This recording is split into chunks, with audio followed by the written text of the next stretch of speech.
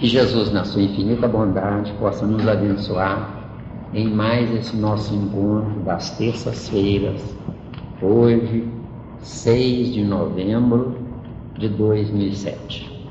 Estamos recebendo a visita do nosso companheiro João. Que Jesus lhe abençoe, lhe proteja muito. Tenha paciência, porque os assuntos aqui são muito difíceis.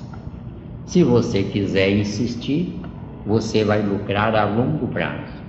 Mas a curto prazo tem que ter paciência, porque é muito difícil. Tem gente que já estuda aqui há 20 anos e ainda sofre até hoje. Tá bom? Viu? Tenha paciência, viu? Então, gente, foi pedido para falar a vocês com relação a ativo e passivo, né? Lembram? Semana passada? Eu vou bem devagarinho, porque é difícil. Podem levantar a mão, se não entender. Eu não tenho pressa, certo? E o importante é que vocês, de fato, aprendam. Ativo e passivo, gente, são duas metades opostas, onde uma necessita da outra. Ficando entendido o ponto magnífico do grande amanhã. No grande amanhã nós seremos as duas partes dentro de cada um de nós. Certo? Hoje, biologicamente falando, eu preciso do oposto para eu sobreviver. E meu oposto é denominado mulher. Quando eu não sabia viver, o meu oposto era denominado fêmea. Então hoje, que eu já sei viver, não é? O meu oposto é denominado mulher. Ficando entendido que a fêmea, ela me estraga e a mulher me educa. Bastante calma, porque esse é difícil para dar. Tem dúvida aí? O passivo mais ego e eu, né? No meu sentido, né? Você pode qualificar sob esse prisma provisório. Foi certo? o assunto que nós iniciamos. Exato. Você pode denominar ego e eu sob o prisma provisório. Porque o eu é senhor do ego no dia que ele souber administrar a ele, eu. Tá? Devagarinho, tá? Então, tá certo. O eu é sobre o ego. Mas enquanto eu não sei viver, o ego está sobre o eu. De acordo? Olha a colocação verbal. O eu é. O ego está. Tudo que está viaja no tempo. E tudo que é dono do tempo. Vê se deu a diferença aí. Sim, Paty. E quem administra o ego? Boa. Boa. Acontece um ponto-chave. Eu estou do lado de fora o que eu não sou do lado de dentro. Eu estou do lado de fora o que eu não sou do lado de dentro. Eu estou um viajante do desconhecido. Só que esse desconhecido é desconhecido só para mim, não para ele, porque o desconhecido se conhece a si mesmo. Certo? Questão 2 do Livro dos Espíritos. Que se deve entender por infinito? Pergunta de Kardec. Resposta fantástica. O que não tem começo nem fim. O desconhecido. Então, o desconhecido é desconhecido para mim. Então, eu desconheço o conhecido, mas o conhecido não me desconhece. Piorou mais aí? Quer dizer que Deus é desconhecido. Deus é desconhecido para nós, ou seja, de Deus para mim, eu, Zé Miranda, sou. Mas de mim para Deus, eu, Zé Miranda, estou. Por que eu estou? Porque eu estou do lado de fora de Deus. O que está do lado de fora não define o que está do lado de dentro. Deu, hein? O que está do lado de fora? Não define o que está do lado de dentro. Eu estou vivo, estou num corpo de carne, estou conversando com vocês aqui normalmente. Mas o meu interno tem funcionamento por conta própria, porque eu não sei administrar o meu interno. Por quê? Porque o meu interno é o meu eu, que eu mantenho adormecido. Não porque eu quero, mas porque eu não sei acordá-lo. Deu? Deu mesmo? Pois é. Sim, ó. Você falou aí, tem a ver com o fato da gente incorporando valores, pensamentos, conhecimentos dentro, achando que está sendo dentro do nosso eu, e ao mesmo tempo você está sufocando ele de forma que ele não se manifesta? Boa, veja bem. Boa, muito bem trazido. Ficou claro aí? Enquanto, Zé Leite, eu não sei viver, eu penso que sei. De acordo?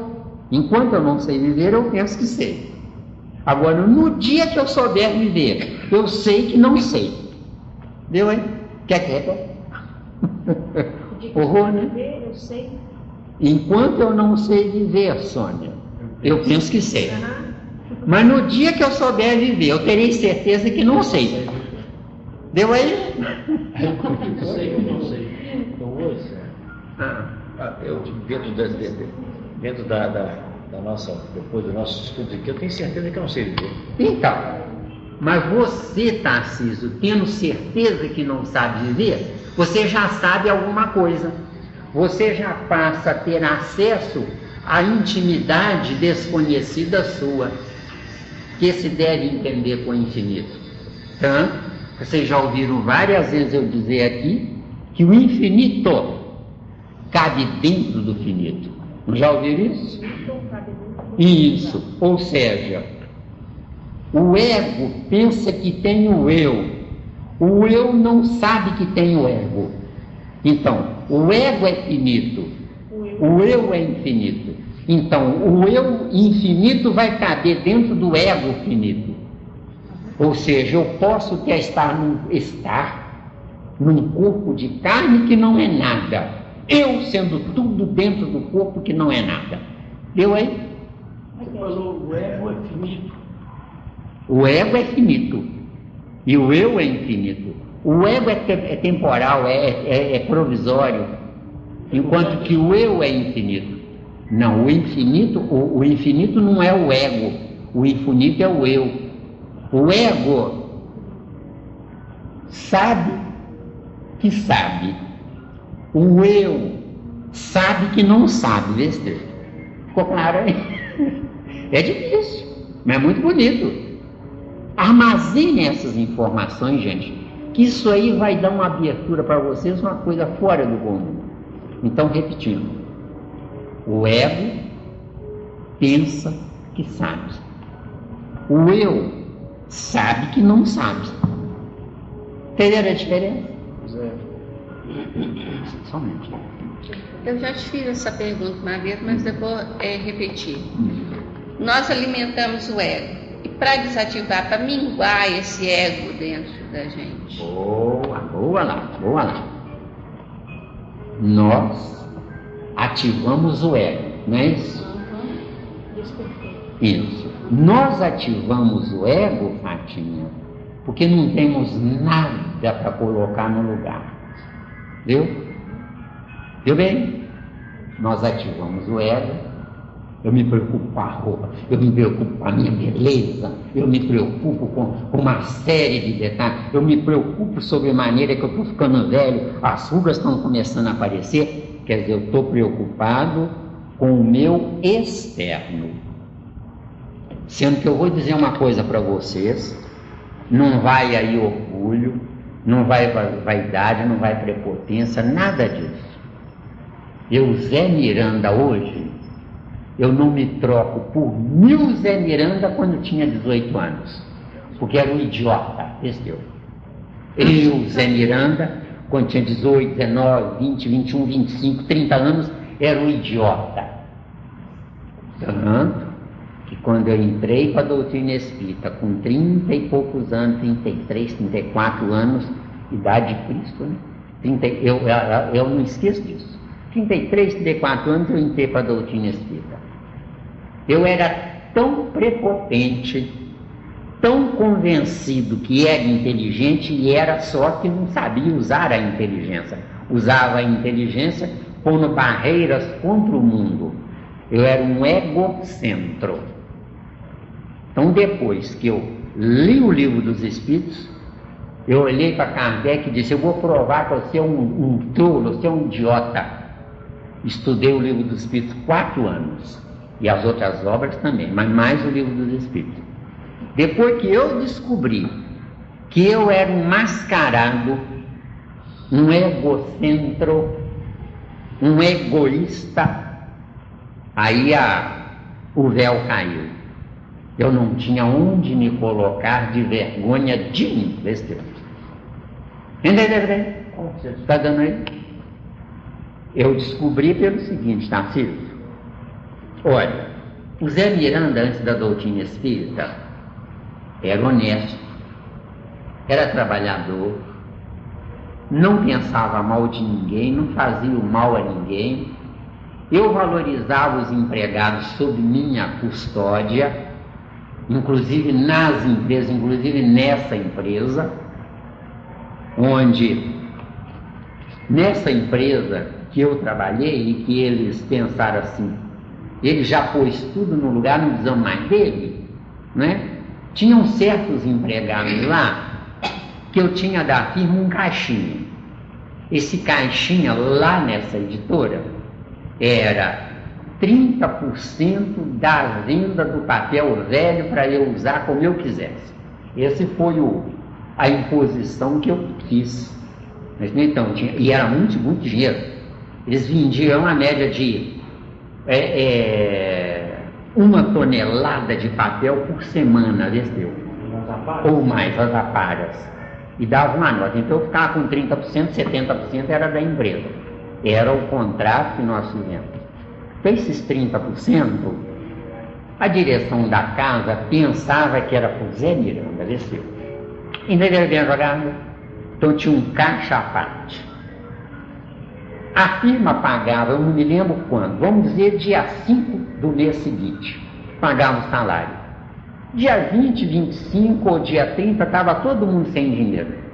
Eu chamava um e dizia: ó, você está cumprindo muito com o seu dever, está trabalhando direitinho, toma aqui esse trocado, não conta para ninguém.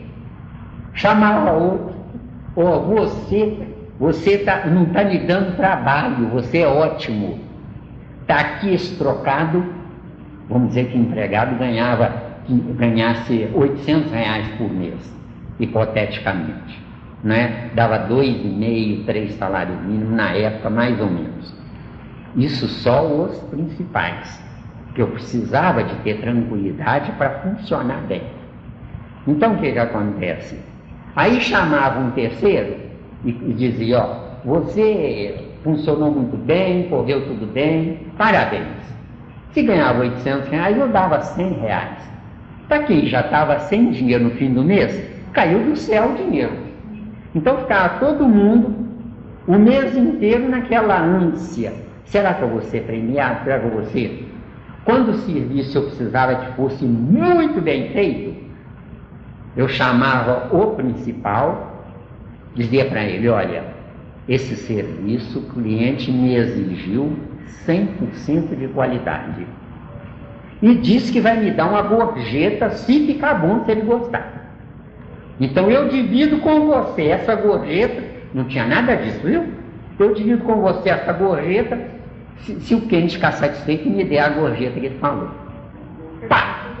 Era o melhor serviço que eu podia esperar. Ficava tranquilo, não precisava ficar tomando conta. As dúvidas que ele tinha, ele vinha me perguntar, porque em gráficas sob impressos a cores, a temperatura do ambiente é preponderante, a umidade relativa do ar atmosférico dentro do papel era preponderante. Então, me perguntava, eu dizia para ele, eu orientava, chegava até a tal ponto de quando estava muito calor, ele se oferecia: ó, a hora que o senhor quiser. Eu dizia: então vamos fazer o seguinte, no sábado de madrugada ou de noite você vem cá, com fulano, beltrano e ciclano, vem cá, que nós vamos imprimir isso de noite, que está fresquinho. E na segunda-feira, embrulha tudo direitinho, na segunda-feira vocês mandam brasa aí bem cedo. Já acerta, já deixa a primeira cor acertada, as máquinas eram de 2 cores, já deixa as 2 primeiras cores acertadas, já deixava a outra máquina com as outras 2 cores acertadas, os fios saíam nota 10. Aí eu tinha o meu caixinha, entenderam bem? Eu não era espírita ainda, interessante. Nunca quis ficar com 1 centavo do caixinha, porque, gente, quanto mais a gente correr atrás do dinheiro, mais ele foge da gente. Quanto menos você correr atrás do dinheiro, mais ele corre atrás de você. Eu nunca passei aperto na minha vida. Quando menino, passei até fome, porque meus pais economizaram para pagar a gráfica que meu pai comprou. Então a gente que pagava a conta, tá? Não é? A minha mãe, nós éramos 9. Eu, minha mãe, meus 7 irmãos, meus 6 irmãos, comigo 7, e tinha mais a minha avó e o meu avô. A avó, mãe do meu pai, e a avô, pai da minha mãe. Então éramos 9. Minha mãe comprava uma bisnaga de pão de sal de 200 gramas. Coitada, como ela sofria para partir 9 pedaços mais ou menos iguais.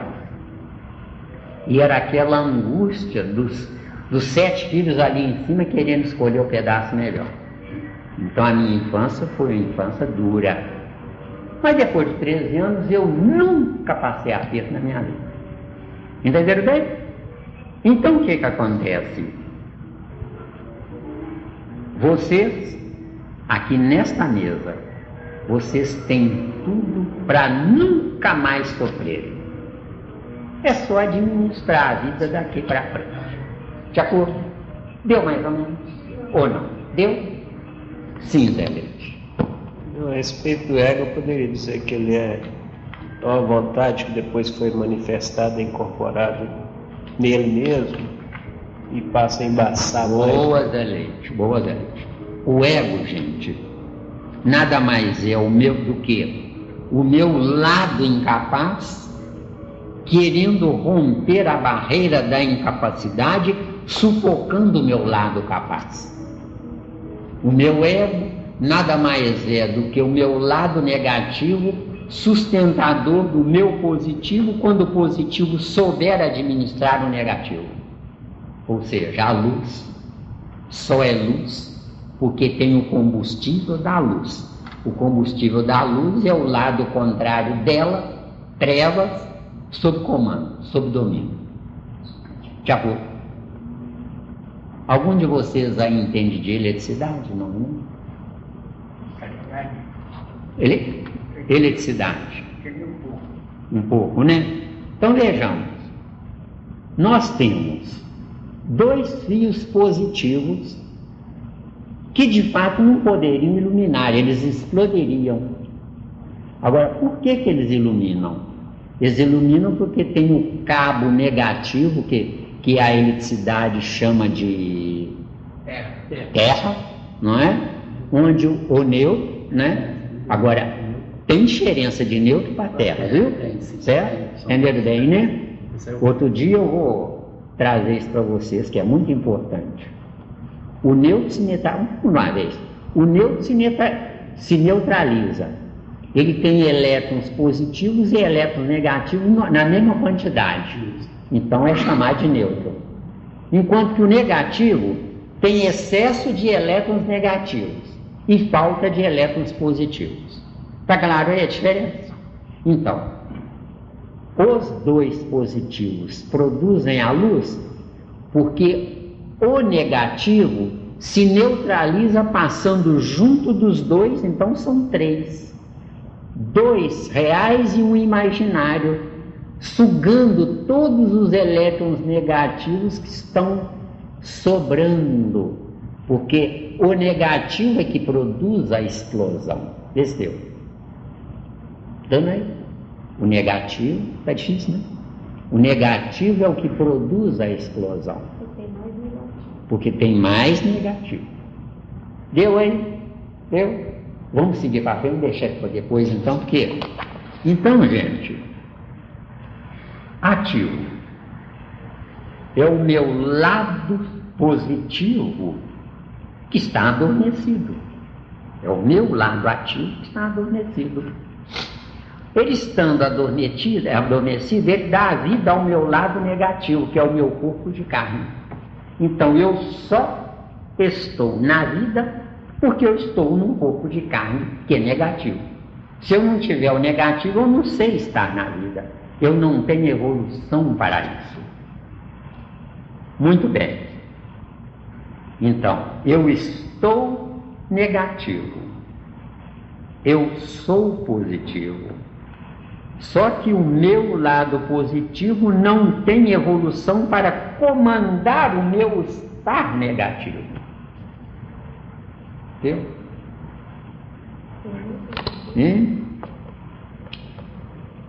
Quando o lado positivo souber comandar o negativo, o negativo vai deixar de ser negativo? Quando o meu lado positivo, eu, souber comandar o meu lado negativo, o meu lado positivo vai sugar do negativo a energia que sobra nele. Milhares de encarnações erradas, entendeu? Está dando aí? Milhares de encarnações erradas. Aí o meu eu vai sugar do meu lado negativo a energia que tem. Trocando esse miúdo, eu tenho vida no meu lado negativo porque uma humanidade negativa me abastece. Então eu estou sugando do negativo para manter o meu lado negativo. No dia que eu souber viver, eu serei um Cristo do negativo. Entendeu? Pois é, mas aí... Sim, menino. Não. Então é você mesmo. Lógico, evidente que nunca vai deixar de existir o negativo e nunca vai deixar de existir o positivo. Tem que existir um ponto de equilíbrio. Então nunca vai se sugar totalmente o negativo. Ele vai chegar até um ponto que vai ficar no meio. Ora, acontece um detalhe. Enquanto eu não sei viver, eu sou consumidor de negativo. No dia que eu souber viver, eu serei produtor de negativo para ficar positivo. Entendeu a diferença? Não entendeu? Vamos lá. Não? Então, de novo. Enquanto eu não sei viver, eu sou consumidor das coisas que eu digo que são de Deus. Eu não sei viver. No dia que eu souber viver, eu transformo-me num Deus. Esse Deus. Você acha possível aprender a viver um dia? Tarcísio, você, com essa indagação, você mostra que você pensa. Quem pensa está dando vida ao que está dormindo, a sua inteligência. Viu? Deu aí? Não existe um ponto X, então. Não existe um ponto X. Sensação total, só Deus. Olha, acontece uma coisa muito interessante aí, Getúlio. Uma coisa muito interessante. O infinito cabe dentro do finito. Se o infinito cabe dentro do finito, vocês se lembram que eu já tenho falado para vocês aqui sobre João 15:1? Jesus diz lá, João escreveu: eu sou a videira verdadeira e meu pai o lavrador. Então Jesus é positivo para nós, mas é positivo mas é negativo para aquele Deus. Então Jesus nos dá vida, porque tomou daquele Deus, esse Deus. O lavrador. do lavrador. Então, enquanto eu não sei viver, eu trabalho para Deus. No dia que eu souber viver, Deus trabalha para mim. Eu me transformo num pedaço de terra ou numa árvore e Deus trabalha em volta. Deu aí? Melhorou? Explicar mais. Foi dito que o infinito cabe dentro do finito. Ou seja, o grande cabe dentro do pequeno. Infinito, grande. Finito, pequeno. Só que o finito pequeno foi materializado, enquanto que o grande infinito é abstrato. O lavrador. Então, o que é abstrato é gigantesco, sem ocupar lugar, vestiu. Enquanto que o finito ocupa lugar e pensa que é grande. Entendeu? Vejam tudo, gente, tudo. Lembra-se do ovo que uma galinha bota? Que eu falei? Então, por que é que todas as galinhas do planeta estão conectadas entre elas? Porque as galinhas vêm do ovo. Os ovos é que são a química do casamento entre a galinha e o ovo. O ovo é negativo, a galinha é positiva, vestiu? Então um precisa do outro. Um não vive sem o outro. Agora, veja bem, nós temos na Terra essas montanhas enormes aí, né? Chega a 8.000 metros de altura, parece que é no Chile, não tenho certeza não é? 8.000 metros de altura. Um grão de areia dessa montanha de 8.000 metros de altura está convivendo com toda a informação de toda a montanha, vestiu? Então, um grão de areia, de fato, é maior do que a montanha. Ficou claro? Dentro da montanha. Melhorou? Melhorou. Boa! Boa! O grão de areia se matou para dar vida à montanha, vestiu? Se ele se matou, ele ficou passivo. Só que se ele se matou sabendo, ele é ativo que se doou, vestiu? Deu aí? Você quer falar? Vai lá. Não, passou. Passou. Graças a Deus, estou livre. Deu aí? Você tem paciência que você pegou o pior dia nosso aqui, né? Melhor. O mais difícil, sim. Mas você já falou também que o infinito precisa do finito, assim como a luz precisa da treva e por aí vai. Boa. Acontece um fator interessante. Nós temos finito, nós, Jesus, meio finito, metade finito e metade infinito, concorda? E temos Deus infinito. Tira Jesus e nós da jogada. Para que serve Deus? Para nada. Deu para responder? Deu mesmo? Ficou claro? Nós somos finitos só pelo corpo de carne, nós somos infinitos pelo Espírito. Tranquilo. Só que somos infinitos pelo Espírito, mas não sabemos. Pá. Entendeu bem? Então, nós somos finitos. Nós não sabemos ou não temos certeza? Não, nós não sabemos. Eu viajo do não ser para o ser. Eu viajo do nada para o tudo. O tudo está dentro do nada. Só que não basta estar dentro do nada. O nada tem que desbravar o nada, viajando do nada a si mesmo, quer dizer, milhares de encarnações errando, para no grande amanhã acertar porque errou, vestiu? Porque ninguém acerta sem errar. O acerto é filho do erro. Não existe acerto sem erro. Quer dizer que esse infinito ainda está no abstrato. Estará sempre no abstrato. Só que no dia, Gregório, que você souber viver corretamente, você será abstrato escravizando o concreto. Enquanto que hoje você nem é abstrato, que é escravizado pelo concreto, entendeu? Você não é e é escravizado. Viu, hein? Mas e o ponto de equilíbrio? Vamos lá, ponto de equilíbrio. Então nós temos aí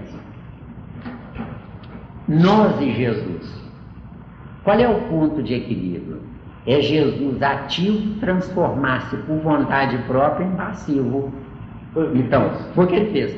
Ele deixou o concreto dele ser morto, porque para nós era muito, para ele era nada. Viu, hein? Viu? Então, Jesus deixou-se ser crucificado, porque o concreto dele, para ele era nada, para nós era tudo.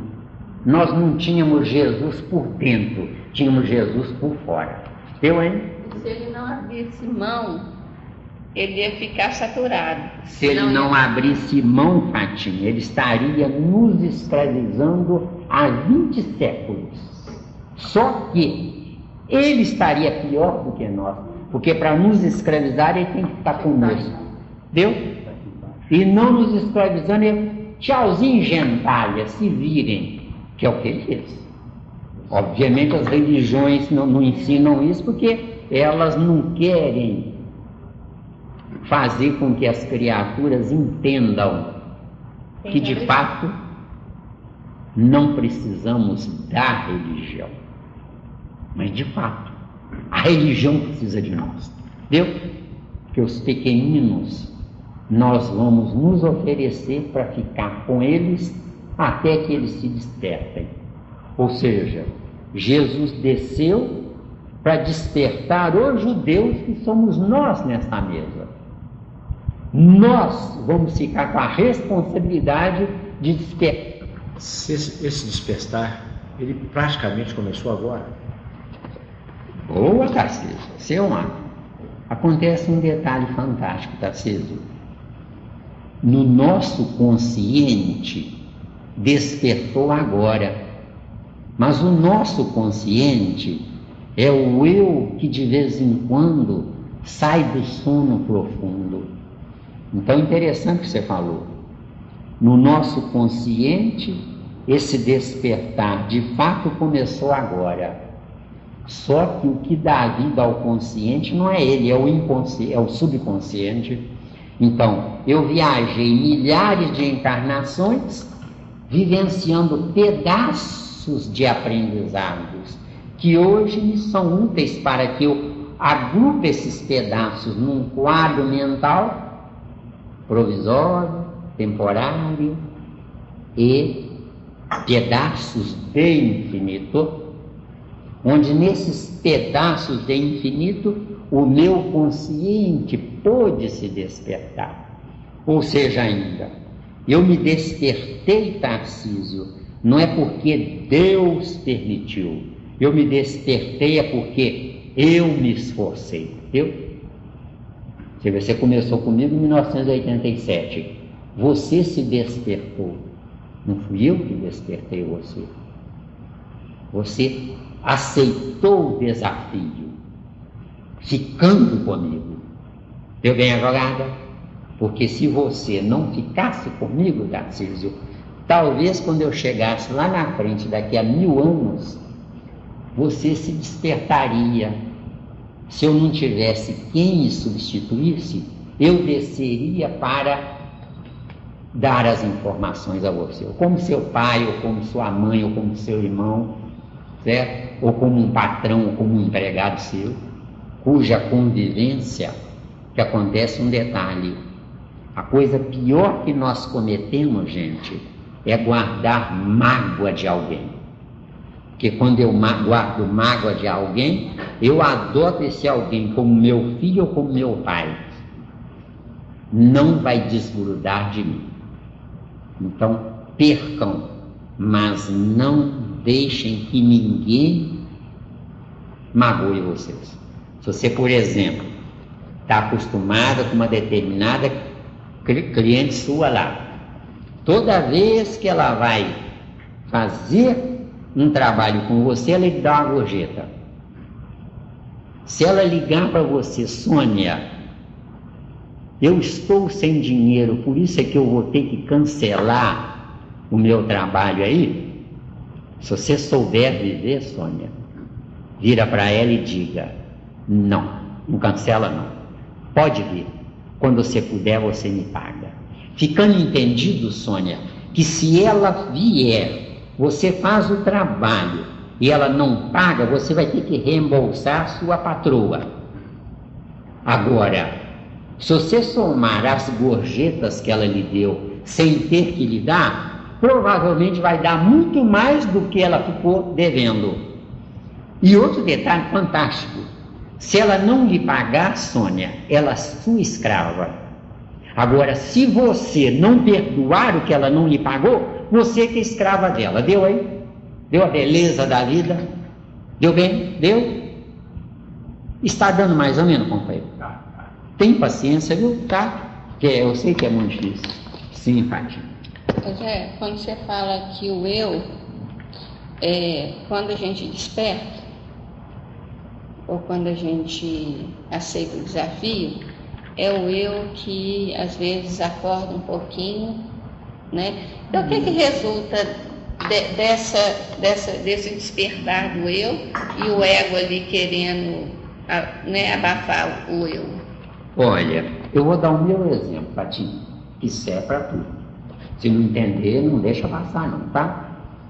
Veja bem, antes da doutrina espírita, como eu disse, eu era honesto, trabalhador, cumpridor do meu dever, não fazia o mal a ninguém, não dava prejuízo a ninguém. Só que eu era orgulhoso e vaidoso porque eu era honesto, trabalhador, cumpridor do dever, entendeu? Então a minha vaidade, o meu orgulho anulavam tudo. Todas as qualidades. Entenderam bem? Anulava tudo. Então você não era nada. Isso, então eu não era nada. Então o que acontece, minha amiga? Eu nessa circunstância, eu estruturava o meu ser na prepotência. O prepotente, Fatinha, abafa, destrói, faz sofrer o humilde. Humilde, aqui na Terra hoje, no estágio evolutivo, é aquele que é simples, simplório, é ignorante, mas sabe que não deve ser valente, corajoso, então ele é subalterno, é submisso. Vocês não podem imaginar o quanto esses pastores de igreja protestante estão comprando sarna para coçar, contagiando, lavando o cérebro desses ingênuos. Entenderam bem? Esses ingênuos, gente, nesse caso, são criaturas naturalmente perdedoras, porque se escravizam pelo ego do pastor. Só que o pastor não se libertará do ego quando ele souber que estava errado, porque terá milhares ou milhões cuja química deles aprisionaram o pastor. Vestiu? Ficou claro? Mas isso, noutra ocasião, a gente abre mais o leque aí. Agora, veja bem, Fatinho. Quando eu era honesto, trabalhador, cumpridor do dever, etc., mas era vaidoso e orgulhoso, eu mantinha no meu cérebro de carne a esmagadora maioria de princípios inteligentes cuja evolução está nivelada com a vaidade e com o orgulho, vestiu? Então, eu tinha, para todo mundo, menos para mim, deu? Eu tinha entendimento, honestidade, né? Era bom, era tudo de positivo para todo mundo, menos para mim. Porque o meu orgulho e a minha vaidade não deixavam que eu substituísse os princípios inteligentes dos neurônios do meu cérebro, que fossem princípios inteligentes, cuja minha honestidade englobava a concordância deles. Então seriam princípios inteligentes no meu nível, enquanto que eu era honesto, mas eu era orgulhoso e vaidoso. Esses princípios inteligentes eram orgulhosos e vaidosos, eram honestos, mas não permitiam que os desonestos aprendessem comigo, entendeu? Certo? Porque o meu orgulho e a minha vaidade faziam, Fatinha, com que eu me colocasse numa redoma, numa carcaça de vidro ou de ouro, entendeu? Porque nas minhas entranhas eu achava que era uma glória ser honesto. Não, é obrigação, entendeu? Seria o abstrato, o seu abstrato. O meu abstrato eu massacrava ele. Enquanto que se eu for honesto, trabalhador, cumpridor do dever, não faço mal a ninguém, mas eu sou humilde, porque eu sei que tudo que eu faço é porque eu estou arrependido e não porque eu sou o dono do arrependimento, aí eu estou feito. Deu bem? Então hoje, eu sei que eu sou inteligente, só que eu sou inteligente por misericórdia. Então eu era, mas não sou, estou. Deu? Então eu estou inteligente, podendo perder essa inteligência se eu for um perdedor aqui na Terra. Deu? O que é ser um perdedor? É ser honesto, trabalhador, cumpridor do dever, não faz mal a ninguém, não prejudica ninguém, mas o ego venceu. Deu? Nosso assunto por enquanto é ego e eu, para depois entrar em ativo passivo. Talvez não dê tempo para a gente entrar em ativo. Vocês viram como é que rende, né? No mesmo assunto, como é que rende. Deu aí? Aí, garoto. Caim é o nosso abstrato, que abafou o verdadeiro abstrato. Caim é o nosso ego gerado através da genética do eu. Entendeu? Aí é mais complicado, tá? Caim é o nosso ego gerado no nosso eu. O nosso eu deve gerar egos comandáveis. O nosso ego, Caim, gerou geneticamente a partir do eu comandado por uma ideia, vaidade, orgulho, prepotência, egoísmo, querer juntar, não interessa de quem está perdendo. Nós temos, por exemplo, os nossos políticos, né? Que criaram, ordenados para eles, milhares de reais por mês. É o ego matando o eu. Onde é que está a morte do eu? No povo sacrificado para que eles vivam. Entendeu? Então eles vivem, o povo sobrevive. Porque eles não podem matar o povo.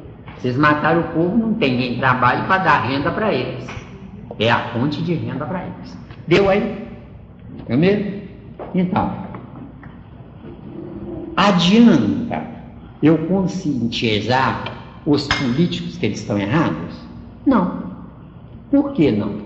Porque eles não têm as informações que vocês têm.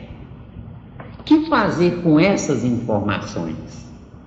Guardem elas para vocês, usem elas para vocês, porque na próxima encarnação essa é fato consumado, é efeito irreversível. Então guarde essas informações para vocês, porque na próxima encarnação vocês terão a chance de aplicar a teoria que vocês estão tendo agora. Se na Terra não tiver base para essa aplicação, nós seremos levados como estagiários em planetas superiores. Nós iremos aprender lá para um dia, quando ninguém sabe, um dia praticarmos aqui na Terra. Porque o nosso domicílio é aqui na Terra, não é mundo superior. Deu aí? Deu? Sim, Fátima. Por isso que Jesus fala, eu sou a verdade, a minha vida e tal. Porque Jesus, ele é para o planeta Terra, para nós. Vamos dentro disso. Não tem mais nenhuma dúvida dentro disso não, né? Pode ir dentro disso, né? Sim, Getúlio. Mais ou menos o que ela falou mesmo. Você falou que o nosso domicílio é a terra. O nosso domicílio é a terra. Então jamais partiremos com... Jamais. Isso eu tenho certeza e assino embaixo. Tem coisa que eu não assino embaixo. Agora, por que não partiremos para mundos melhores? Porque o Criador criou uma unidade chamada família humana.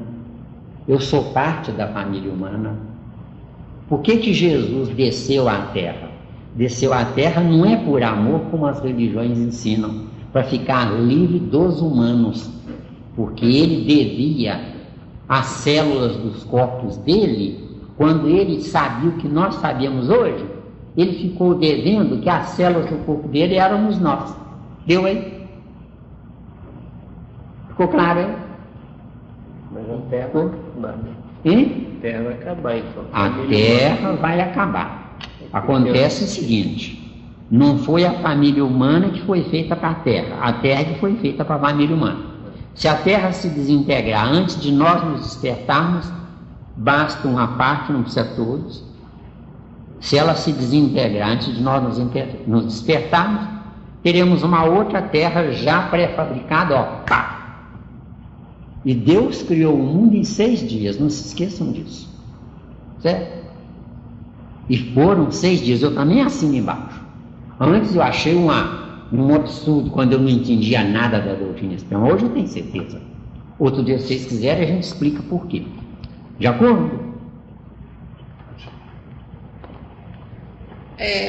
Então nós não vamos sair do planeta Terra, nós não vamos perder essa...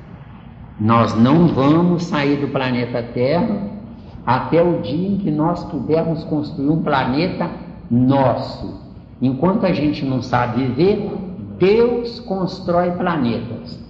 No dia que nós soubermos viver, nós construiremos planetas para que quem ficou para trás encarne no planeta para nós guiarmos ele, dirigirmos ele, governarmos ele. Então dizem a boca cheia aí, inclusive na doutrina espírita, que Jesus governa a terra. Eu digo que não. Jesus de fato deveria ser o governador da terra. Jesus de fato, com misericórdia, mantém o planeta Terra inteiro, mas o eixo imaginário do planeta Terra é dirigido pelo chamado Lúcifer, encarnado na pessoa de Caim. Deu? Lúcifer, uma ideia, onde nessa ideia eu tenho meu ego, eu não preciso de mais nada. Deu aí? Só que o meu ego é provisório, o meu eu é definitivo.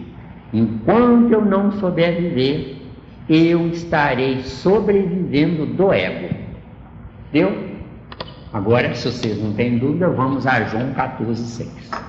Dá tempo? Dá. Enquanto tiver fita, depois você lançou no início. João 14,6. Diz lá Jesus: eu sou o caminho e a verdade e a vida. Ninguém vem ao Pai senão por mim. Quando Jesus diz ninguém vem e não vai, é porque Deus está dentro de Jesus.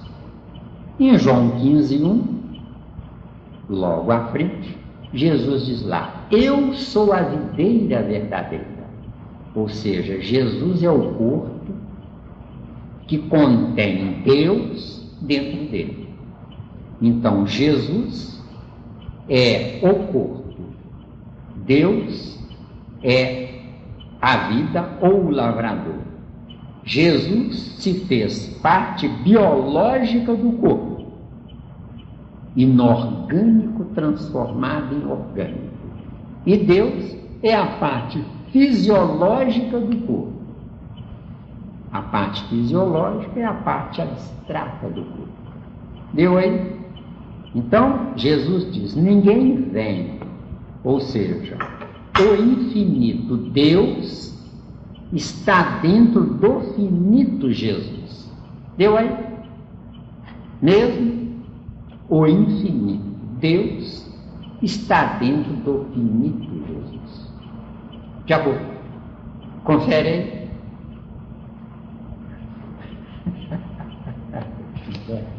Sim, meu caro. Pois é, mas sendo Caim o governador da terra, Jesus encarnou na terra. Caim também encarnou. Encarnou? Isso.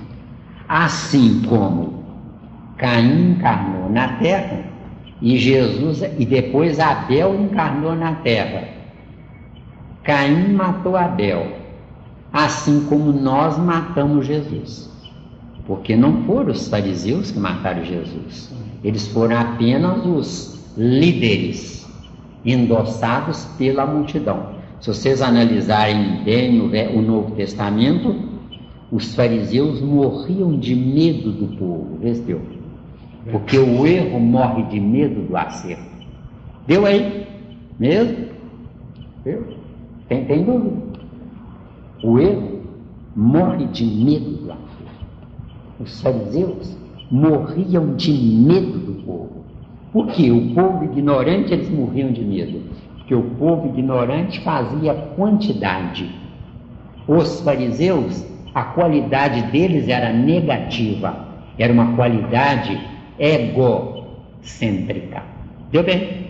Tanto que eles queriam pegar Jesus naquele dia que ele espantou todo mundo lá no templo, mas a multidão estava lá e esse cara lá. O sacerdote falou, deixa quieto. Deixa quieto, exatamente. O Novo Testamento, gente, é uma enciclopédia de ensinamento correto se vocês estudarem direito. Estudem direito. Tem uma outra vez também que eles quis matar ele também, quando ele... Aí desapareceu na multidão. Justamente quando ele curou aquele cego, estava lá na multidão falando, esse falou, está no meio do povo, deixa outra época. Teve duas vezes que eles quiseram. Exato. Sim, Zé Leite. Antes a massa massacrava a qualidade que eram os fariseus. Isso. Hoje parece que a qualidade que a minoria massacra a massa. Boa, Zé Leite. A coisa mudou. Boa. Acontece, Zé Leite, que quando eu tinha 13 anos de idade, eu fui trabalhar numa firma lá no Rio de Janeiro. E eu era obrigado a tomar banho de álcool, porque não tinha encanamento para carregar água para dentro de casa. Hoje, 60 anos depois que eu tinha 13 anos, já estou antevendo que vai faltar água tendo encanamento. Vê. Ontem tinha água e não tinha encanamento. Hoje tem encanamento e não vai ter água. Deu aí? Não? Então faz de novo a pergunta. Eu quero saber se houve uma inversão, que antes o povo conseguia mandar na qualidade por que seja, que era a minoria. Hoje a minoria tem uma qualidade pior ainda e que manda no povo. Ontem o povo era ignorante ao zero. Os fariseus eram sábios ao 1. Hoje, o ignorante é o ignorante de 10 a 0, 5. Enquanto os espertos são sábios de 0 a 10, 8 ou 9 ou até 10. Só que vai a 10 no negativo e não no positivo. Deu? Ou tem dúvida? Zé, então, para ficar livre do massacre, não dá valor a ele? Seria isso? O que eu falei sobre o massacre que eu não me lembro? Me ajuda aí. Não, porque nós estamos falando aqui sobre humanidade, que é massacrada e que massacra. Né? Bom, agora sim. Acontece o seguinte, Fatinha. Você hoje, conscientizada de que você estava errada, hoje você está no meio da viagem. É um efeito irreversível. Só que você, limpando o seu coração, se predispondo a modificar a você mesma, se preparando para a próxima encarnação, automaticamente, Fatinha, você vai ter alívios você vai ter uma sobrevivência sem muitas preocupações como antes. Antes, você precisava de muitas coisas para se esconder do erro. Hoje, você precisa de quase nada porque você sabe que está errada. Então, você se confessa, você aparece para você. Ontem, você se escondia na moda, você se escondia na beleza externa para querer ser mais do que os outros. Hoje, você não precisa de mostrar que é seu o que você sabe. Porque o que você sabe, Patinha, só serve para você, para mais ninguém. Entendeu? Mesmo? Tem dúvida aí? Tá pegando bicho aí? Sofre muita pressão, né? E às vezes a gente pensa, nossa, né, eu daria meu reino para estar numa situação mais aliviada. Mais acomodada. Mas aí eu fico pensando,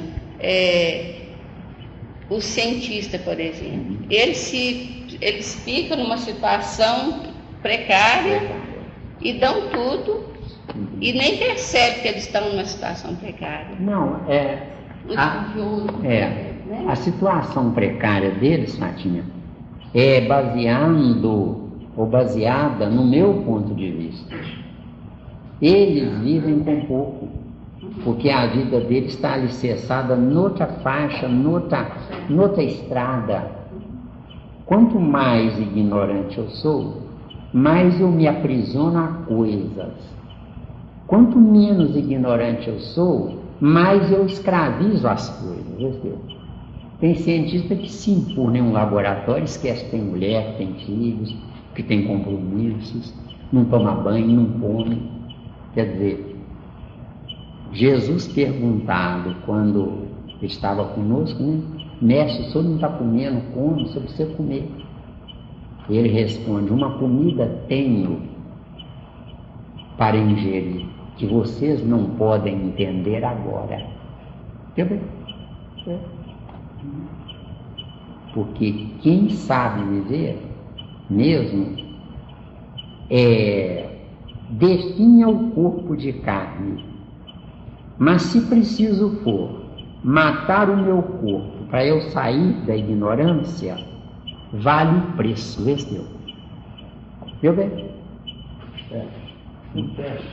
Que eu entendo que foi, na minha opinião, fantástico, foi o problema de Pedro. Que Jesus, na verdade, testou o ego, você entende?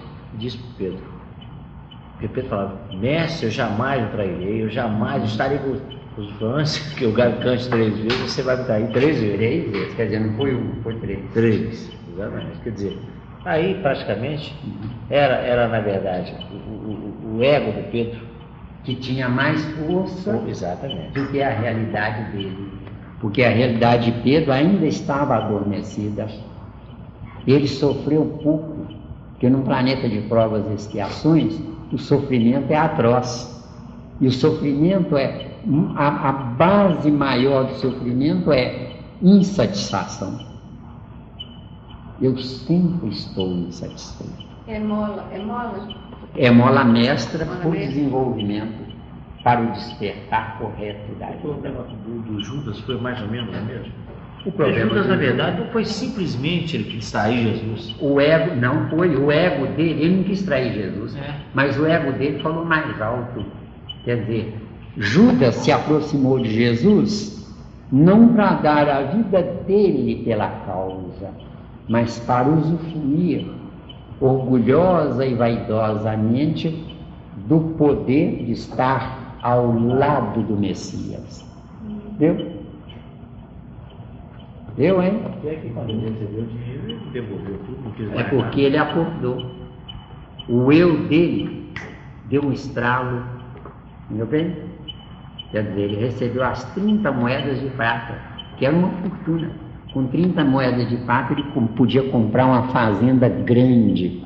Desceu. Juntou um acto de Exatamente. Só fazer cemitério. Fazer cemitério. Para aqueles gente. Isso. Entendeu bem? Certo? Então é isso aí. A semana que vem ainda tem mais um pouco sobre ego e eu. Certo? Vocês pensem em casa, anotem as dúvidas que tiverem, porque tem muita informação, né? E a minha intuição é baseada naquilo que vocês trouxerem. Entendeu bem? Então vocês é que fazem a reunião. Tá bom? Porque às vezes a gente não sabe nem como perguntar. O que Pergunta mesmo errado. Ah, bom. Se não sabe o que perguntar, aí não tem jeito de perguntar. Mas porque não sabe como perguntar, pode misturar tudo que eu me viro. É tão delicado essa coisa do ego, e a gente ter que transformar isso dentro da gente, que às vezes a gente fica meio perdido. Mas se vier a intenção, vocês prometem que anotam. Porque eu não tenho pressa, esse assunto pode ir longe, eu não me importo. Na verdade, o importante é estudar e não pensar que passou. Certo? Porque o que mais tem na Terra é gente que tira diploma e não sabe nada, né, Francisco? O mais difícil é sair do ego, né? É difícil. Quase que impossível. É quase que impossível. Ele está rasteiro atrás da outra. Não vai perder nunca. Mas o que vocês estão aprendendo aqui, gente, hein, Getúlio? O que vocês estão aprendendo aqui, vocês podem, numa determinada encarnação, eu não sei, nem Deus sabe quando, vocês vão ver que vale a pena pagar o preço. Eu estou pagando o preço, gente. Eu estou pagando o preço. Eu acho que 1000 de nós vai ser. Ah, mas já é um exemplo. Isso é real. Já é um exemplo. Vou falar em Deus um pouquinho daqui a pouco. Eu gostei de falar dentro da fita, vamos ver lá. Não é? Eu acho que eu já falei um pouquinho. Deus é o infinito que cabe dentro do que cabe, não é dentro não, que cabe, porque dentro quer dizer que já está. Não está, né? Por quê, Tarcísio? Porque eu tenho 3 degraus existenciais e falta um quarto. Eu tenho subconsciente, o que eu já sei, consciente, o que eu estou aprendendo, e superconsciente, o que eu vou praticar, do que eu estou aprendendo. Agora tem um inconsciente, que as religiões, inclusive a doutrina espírita, usa erradamente, colocando como inconsciente sinônimo de subconsciente. Não é. Eu assino embaixo, não é. Inconsciente é tudo que eu ainda não despertei. Certo? E subconsciente é a prática do meu consciente. O que vocês estão aprendendo aqui hoje, vocês terão oportunidade de praticar ou não isso na próxima encarnação. Só que isso na próxima encarnação não será mais inconsciente, será um consciente nesta transferido para o subconsciente da próxima. Ou seja, o presente transformado em passado na próxima. Subconsciente então seria o passado? Subconsciente é passado. Quando eu tenho, por exemplo, esses dados de, por exemplo, que eu falo, que eu não sei, mas que eu tive uma intuição, que eu falei inconsciente, é inconsciente ou subconsciente? Não, o que você sabe que sabia porque você teve facilidade de entender, é o seu superconsciente viajando no consciente. Porque o seu subconsciente é dono do seu consciente. O seu passado manda, o ego manda em você. Por exemplo, Deu aí?